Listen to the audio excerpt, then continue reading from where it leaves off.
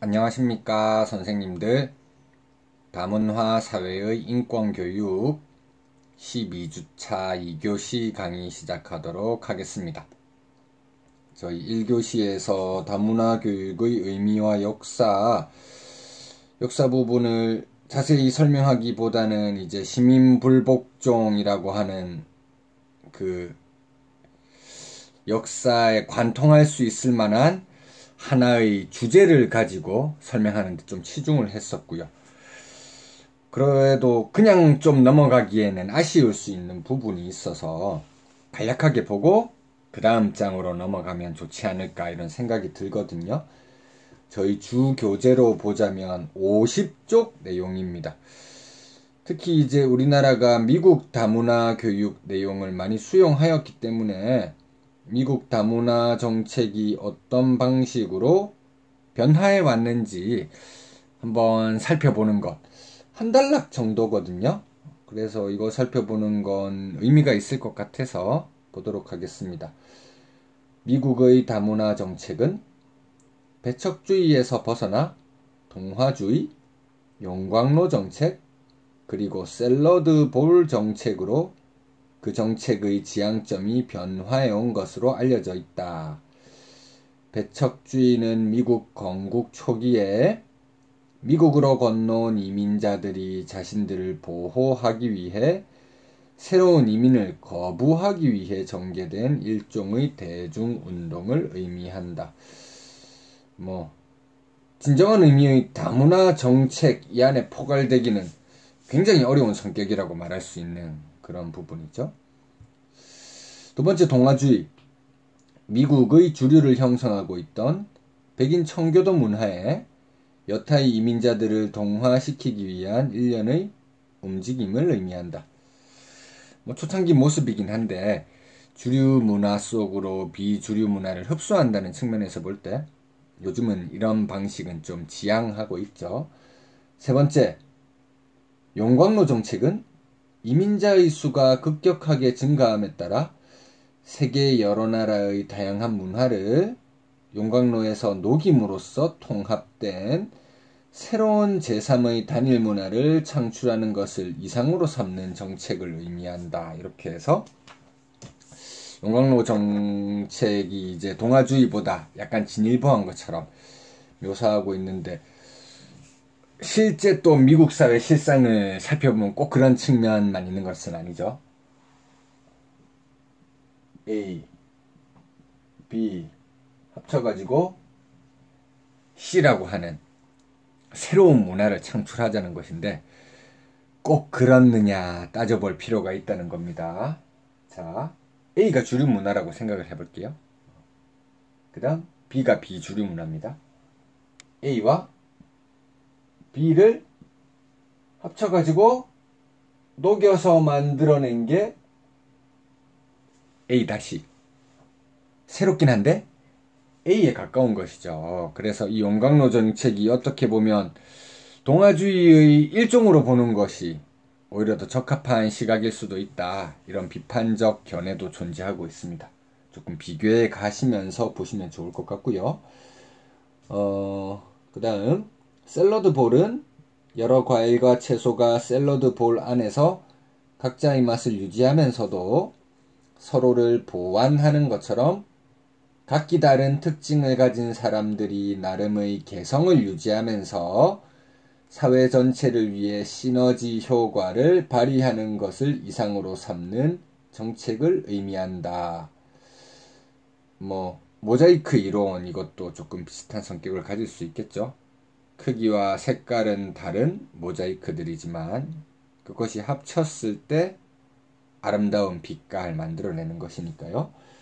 사실상 다문화 정책의 지향점으로서 샐러드볼은 미국뿐 아니라 세계 모든 나라의 다문화 정책이 추구해야 할 이상이라고 보아도 좋을 것이다. 이렇게 해서 샐러드볼 모델, 보울이죠. 보울, 담는 그릇, 이상적인 것을 이렇게 이야기하고 있습니다. 우리나라 같은 경우는 물론 다문화 인구가 급격하게 증가하고 있긴 하지만 주류 문화, 이게 우수함과 열등함으로 나누는 게 아니고 그 규모에 있어서 주류 문화라고 할 수 있는 규모가 더 큰 편이잖아요. 그렇다고 해서 동아주의처럼 비주류 문화를 주류 문화 안으로 무조건적 흡수시키자는 건 아닙니다.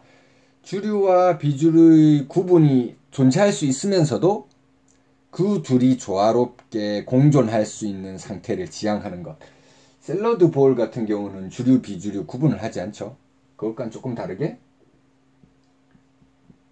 우리 사회의 현실에 알맞게 국수 대접 모델이라고 하는 것도 제시되고 있죠. 국수에서 주인공은 맛있는 면발이잖아요. 그리고 고소하고 짭짜름한 그런 국물, 이런 게 주인공이라고 할 수 있을 텐데, 그 위에 올라가는 작은 고명들이 합쳐졌을 때 정말 맛있는 국수의 맛이 나죠. 그런 것처럼 규모의 측면에서 보았을 때 주류를 형성하고 있는 집단이 있을 수도 있겠지만, 그들만 가지고는 뭔가 더 아름답고 발전적이고 완성된 형태에 만들어지기 어렵기 때문에 규모의 측면에서 비주류 위치하고 있는 집단이 있다고 할지라도 어느 한쪽으로 일방적으로 흡수하는 게 아니라 조화롭게 공존할 수 있는 모델의 모색이 필요할 것이고, 그런 걸 국수 대접 모델이라고도 부를 수 있겠다. 우리 사회 현실에 맞추어서 미국 다문화 교육, 여기 있는 정책 여러 개 가운데 우리나라 것도 하나 더 더해 보았습니다. 이렇게 해서 2장은 마무리하면 될 것 같고요. 이제 3장 같은 경우에 김성진 선생님께서 정리하시고 토론 주제를 만들어 주신 그런 장이죠. 문화 다양성의 이해와 다문화 교육. 문화란 무엇인가 라고 해가지고 우리가 일반적으로 좀 잘 알고 있는 광의의 문화, 협의의 문화, 그런 것에 대해서 조금 이야기하고 있는 것 같습니다. 70쪽에 보면 문화와 문명, 이건 우리가 흔히 협의의 문화, 문명으로서의 문화를 이야기하는 것이죠. 이제 71쪽 정체성으로서의 문화로 가면 문화에 대한 이해가 조금 넓어지는 것 같습니다. 광의의 문화로 가는 것이고요. 뭐 그런 내용들이 일반적으로 쭉 펼쳐지고 있습니다. 그렇게 하면서 기본적으로 이제 협의의 문화, 여기서 벗어나서 광의의 문화 관점에서 문화의 서열화를 경계하자. 좀 반평경 교육과도 연결될 수 있을 만한 이런 내용들을 많이 이야기하고 있습니다. 크게 어렵지는 않은 내용이고요. 그렇게 하면서 문화 다양성이 중요하다. 78쪽에서 조금 의미 있는 지적을 하고 있습니다. 문화 다양성이 중요하다고 할 때 제일 처음 문화 다양성,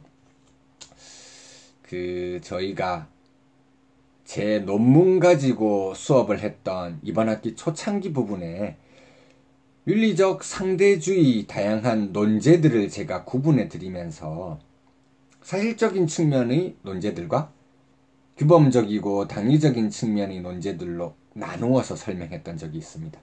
그 중에 사실적인 측면의 논제 가운데 다양성 논제라고 하는 게 있었죠. 사실적이라는 건 기본적으로 무엇 이다로 끝나는 거니까 가치가 개입되지 않는 가치 중립적인 사실이라는 거죠. 여기서도 78쪽에 재미있는 지적을 하는데요. 문화 다양성, 그 다양하지 않음에 대하여 라고 해서 문화 다양성이라는 이야기를 하다 보니까 오히려 우리가 처하게 되는 곤란함, 이것을 지적하고 있는 재밌는 부분이더라고요. 이 용어가 상대적으로 가치 중립적인 용어로서 단일 문화에 대응되는 종적으로 다양하고 서로 상이한 문화의 양태를 의미한다고 이야기하고 있습니다. 현상에 대한 용어나 기술로 국한시키면 그건 가치 중립적이라고 이야기할 수 있는데, 우리가 살고 있는 실제 사회 속에서 문화 다양성이 적용되는 양상을 살펴보면 이게 가치 중립적이진 않다는 거죠. 가치 평가가 개입될 수밖에 없다는 겁니다. 뭐 경제적 가치가 되었건 어느 것이 더 가치 있다는 평가가 되었건, 물론 그 평가는 평가를 내리는 주체에 따라서 서로 다를 수는 있겠죠. 특히 신자유주의 체제에서 경제적 요소가 개입하다 보니까 이 문화 다양성이라고 하는 개념 자체가 결코 중립적일 수 없다, 이런 내용을 하고 있습니다. 서로 다른 문화를 가지고 있는 다양한 집단들이 있겠죠.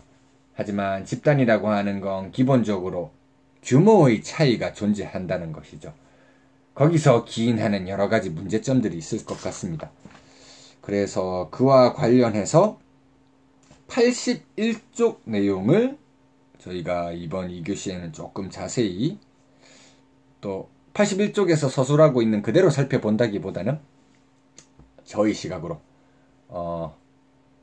다문화 교육 전공에서 강의하고 있지만 윤리교육 전공에서 박사학위를 받은 디아스포라 주체 정결의 시각으로 또 좀 새롭게 한번 해석을 해보겠습니다. 81쪽 3절이죠. 타자화와 문화적 인종주의라고 하는 부분인데요. 문화 다양성의 인정이 어려운 이유 중 하나는 우리가 끊임없이 타자화라는 이분법적 논리에 침착되어 있기 때문이다. 우리가 나의 집단이라고 생각하는 이 집단도 다른 집단 입장에서 보면 타자가 될 수 있겠죠. 끊임없이 누군가는 누군가의 타자가 된다는 것입니다. 사회적 유형화와 사회 집단 간의 관계성을 연구한 학자인 헨리 타이펠은 개인은 항상 개인이면서 동시에 집단의 구성원이라는 점에 주목하였다. 발음에 따라 다른가 봐요. 제가 다른 논문에서는 타지펠 이렇게 보기도 했었는데, 묵음으로 본다면 타이펠 이렇게 될 수도 있을 것 같고요. 여기서 중요한 건 이제 개인이 특정 방식으로 생각하고 행동하는 게 결코 개인적 결정이 아니고 집단 간의 관계라든지 그가 속해 있는 집단 속에서의 개인적 관계에 의해서 이루어진다는 것이죠. 이것과 관련해서 제가 오늘 소개해 드리려고 하는 사상가는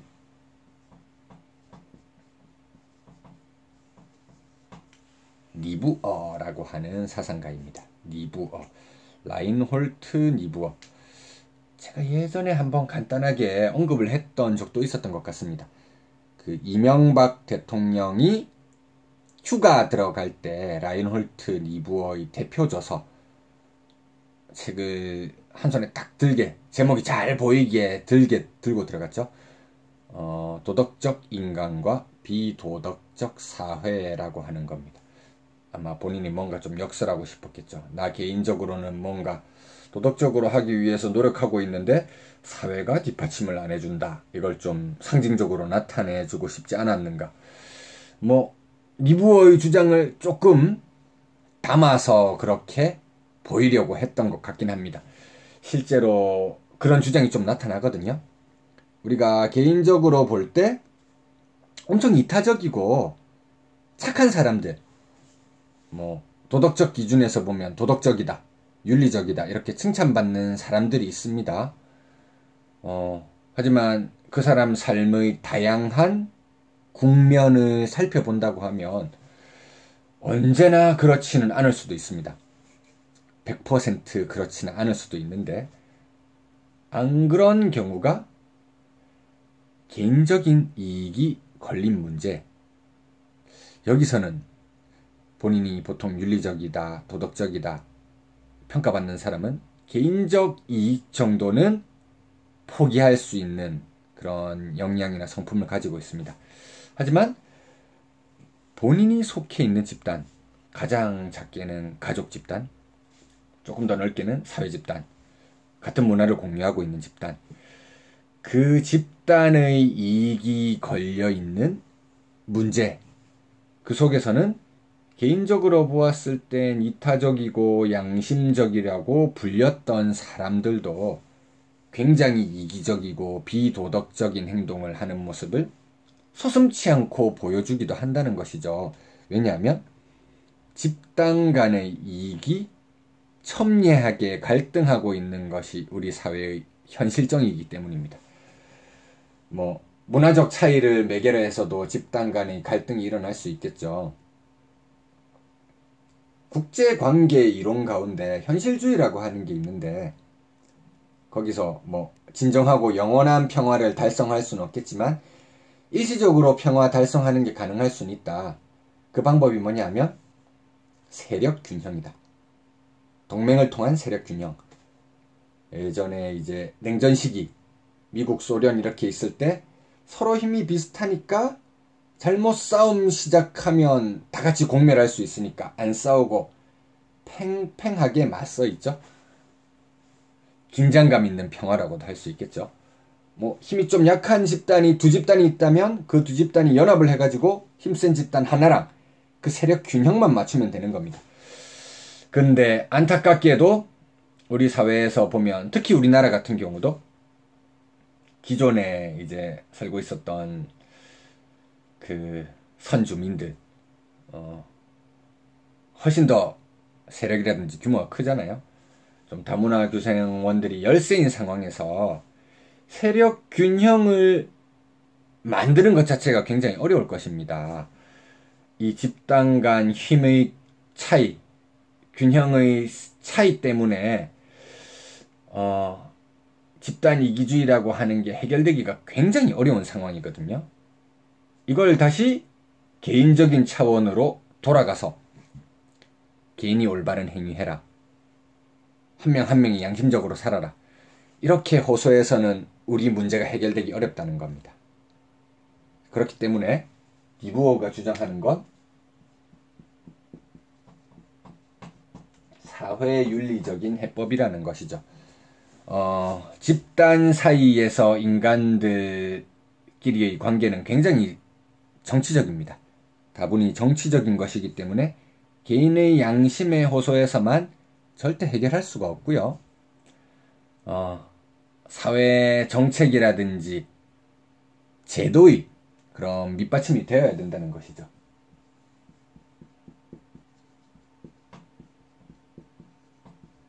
사회 제도 및 정책을 근본으로 하는 접근을 이어나가자. 그렇다고 해서 개인의 도덕성이라든지 양심 이걸 무시할 것인가? 우리가 다문화 교육 실시하는 데 있어서도 정책적인 뒷받침이 중요한 것은 사실이지만 이 정책 인프라를 삼아서 실천으로 옮기는 개인들, 행위 주체들의 도덕성 이것도 당연히 중요한 것이겠죠. 이것과 함께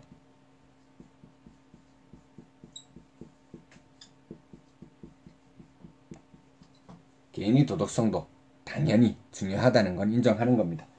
개인의 도덕성만 가지고 되는 건 아니고요.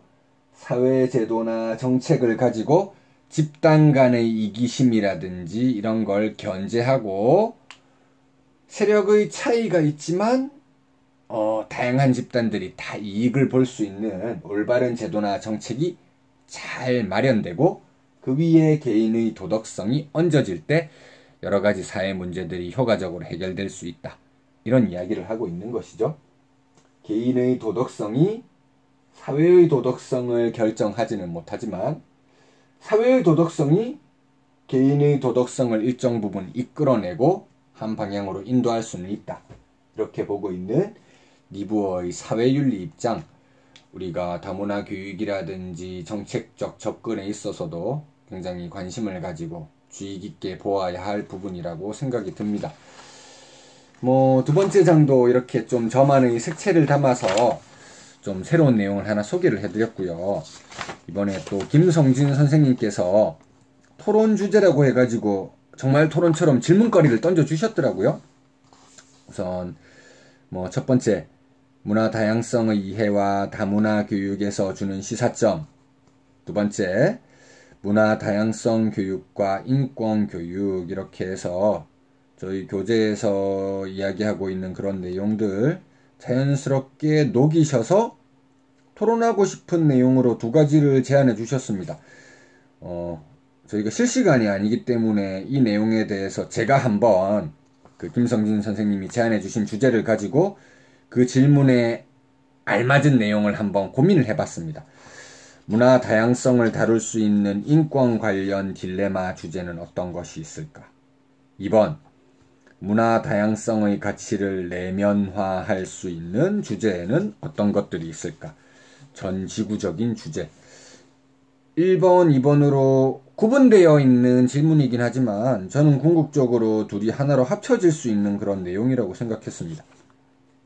마침 저희가 이제 2장에서 미국에서 다문화 교육 역사 다루는 장이 있었기 때문에 좀 차별받았었던 유색인종들에 대한 대표적인 사건 이런 것들이 생각나더라고요.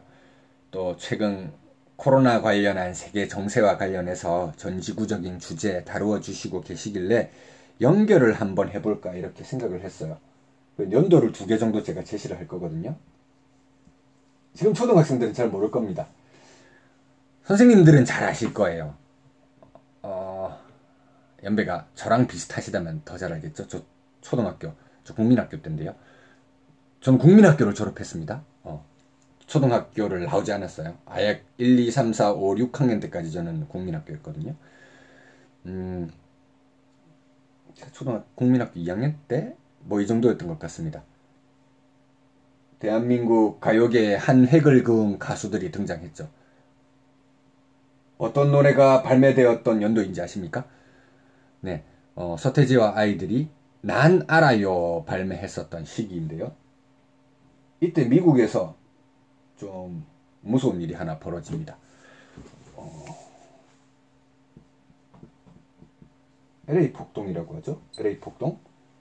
LA 폭동 일어났던 원인이 1년 전에 로드니 킹 사건이라고 해가지고 아마 뭐 들어보셨을 겁니다. 그 흑인이 음주운전을 하다가 경찰이 이제 제지하는데 바로 듣지 않고 조금 도망가려고 시도를 했는데 제압을 할 때 너무 강하게 제압을 한 거죠. 1분 가까운 시간 동안 거의 3, 40대 몽둥이로 때려가지고 뭐 얼굴뼈도 함몰되고 청각이 마비되고 거의 엄청난 장애를 가지게 되었죠. 근데 그 당시에 폭행했던 경찰 4명이 다 백인이었거든요. 한 명은 히스패닉이었긴 했지만 그래서 이거 인종차별 아니냐. 그래서 재판이 열렸는데 LA 쪽에서 이제 재판을 안 하고 백인들이 많이 살고 있는 지역으로 법원을 옮겨가지고 재판을 했죠. 미국 같은 경우는 배심원 제도로 하니까 배심원들이 유죄 무죄 가리고 판사가 형량만 구형을 하잖아요. 근데 배심원을 뽑을 때 거기 살고 있는 인구 구성원 비율에 맞춰서 뽑는다고 하더라고요. LA는 유색인종 비율이 좀 높은 편이죠. 이제 백인 비율이 거의 98% 되는 그쪽 법원으로 갔다고 하죠. 91년도에 로드니 킹 사건이 있고 92년도에 1년 뒤에 이제 재판 내렸는데 3명 무죄, 1명은 재심사 이렇게 나오니까 흑인들이 완전히 들고 일어나가지고 LA 폭동이 일어났던 거죠. 2020년에 조금 비슷한 사건이 있었죠. 2020년에는 그 당시에 이제 피해자가 조지 플로이드 이분은 사망했죠. 경찰이 역시 백인 경찰이고요. 범죄 용의자를 제압하는 과정에서 무릎을 가지고 목을 눌려서 제압하는 거. 그래서 숨이 안 쉬진다 죽을 것 같다 호소했는데도 계속 누르고 있어가지고 이제 사망에 이르게 한 사건인데 그때 이제 그 이전에도 많이 외쳤던 구호지만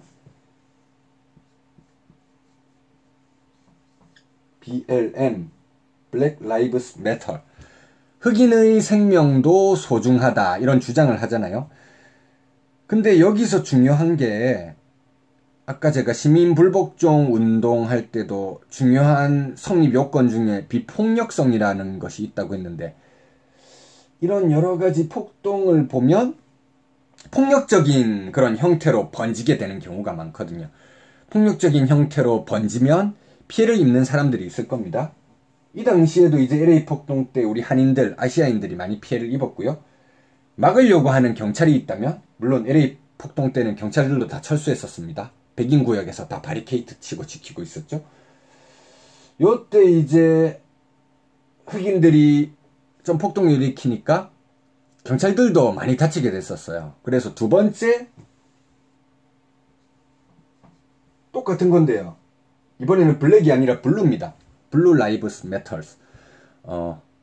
이때 블루가 블루 칼라 말하는 거죠. 파란색 제복 입은 사람들, 경찰 공무원, 자신의 피해를 주장하기 위해서 다른 사람에게 부당한 피해를 주는 건 올바른가? 이런 토론을 해볼 수 있을 것 같고요. 여기서 하나 더 나가면, 물론 깨어있는 분들은 안 그랬겠지만 일부 편협한 시각 가진 사람들은 그 당시에 이제 흑인들이 본인이 인종차별 피해를 겪었다고 생각을 하면서도 2020, 2021, 2022까지 한 인종에 대해서 굉장히 좀 폭력적인 린치를 가하는 모습이 많이 있지 않았습니까? 맞습니다. 아시아인들. 중국 쪽에서 이제 코로나 바이러스가 발생했을 거라는 설이 유력하다 보니까 특히 서양 쪽에서 아시아인들이 많은 괴롭힘을 당해왔었죠. 그래서 이제 궁극적으로는 이렇게 나가는 게 좋지 않을까. 뭐 요 정도까지는 선생님들께서 제시해 주시고 마지막은 이렇게 가면 좋을 것 같아요. 이게 에이시언 이야기 하는 건 아니죠. 아시아, 블랙 이런 거 구별하지 말고 모든 학생들이 결국은 이렇게 나가면 좋을 것 같습니다. 전 지구적인 거니까 All lives matters. 모든 생명은 소중하다. 이런 내용까지 사고를 확장해 나갈 수 있게 토론이라든지 그런 수업하는 설명을 이끌어 나가면 좀 효과적이지 않을까. 저희 김성진 선생님께서 굉장히 좋은 질문을 던져주셔가지고 제가 이 두 연도들 사건과 한번 연결해가지고 제 생각을 한번 구성을 해봤었습니다. 네, 오늘은 이렇게 2장 정도 하면 될 것 같고요. 첫 번째 시간에 말씀드렸던 것처럼 세 번째 시간은 글로리 로드라고 하는 영상을 보시면 되겠습니다. 이게 러닝 타임이 조금 길긴 한데요. 저희가 이제 출석에서는 1배속으로 다 봐야 되니까 좀 마지막까지 다 봐주시면 감사하겠습니다.